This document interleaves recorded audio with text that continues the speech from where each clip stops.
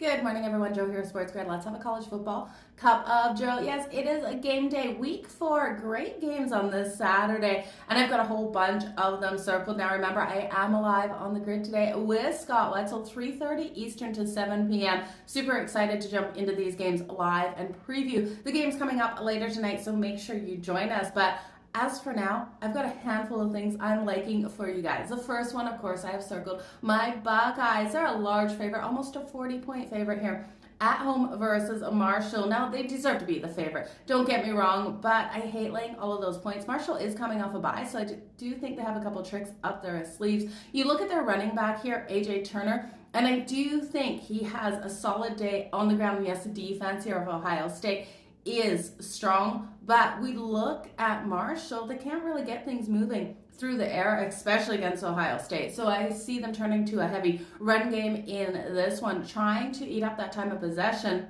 It's going to be hard against this defense, though. So A.J. Turner, if you can get his props for rushing attempts, I would definitely look at it. It's not on FanDuel. We do have props for Ohio State over on FanDuel, and you guys know Jeremiah Smith is someone I'm high on this season. He's coming out here with a number of 88.5 receiving yards. I'm ulting it, you guys. I think he clears 100 today. 100 receiving yards at plus 120, 110 at plus 162 is where I'm going to put my money. Now, Henderson coming out here, running back for Ohio State. He's averaging 7 yards per carry. Now, his number's coming in at 74.5 rushing yards. I do think he gets to work on the ground today. I'm going to cash in on that. Hopefully cash. I'm going to hit on that. And then the first half, I expect Ohio State to get those points on the board nice and fast. Over 27.5 points for the Ohio State Buckeyes in the first half. Now, if you want to just take that first half total, it's 29.5 points. As long as you think Marshall can get a field goal, which I'm expecting them to be able to get a field goal here in this game at some point. Just not sure if it comes in the first half. I don't see a shutout coming here for the Buckeyes. Would I be excited?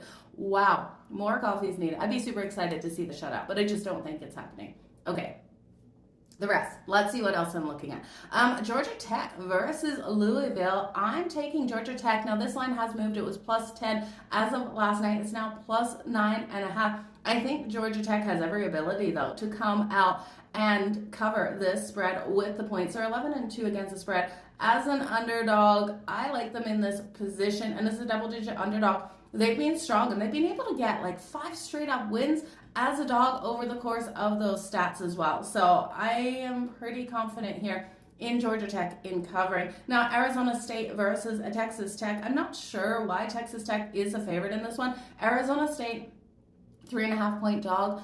They're plus 130 only on the money line, which is kind of fishy. They were a 3.5-point dog yesterday and plus 148 on that money line. So the money line value is moving. I jumped on them yesterday at plus 148, at plus 130. I still think there is a ton of value there. So the last one, Utah, Cam Rising. If Cam Rising is playing here for Utah, I think they win this one by double digits. This is when you're going to have to tune in to the grid to see what Scott and I are doing with announcements on what's happening. You can take them straight up on the money line right now. I believe it's like minus 112, minus 115 for Utah versus Oklahoma State. I think the Utes can come in to Oklahoma State and get the win. And I do think if Cam Rising is under center, again, double-digit win. If you lay 9.5 here, it's coming in at plus 240. With Cam Rising being announced, you'll lose the value in that, but I don't think that much. So hold off on that one. We'll wait and see what happens here with Cam Rising if he's going to be out there on the field.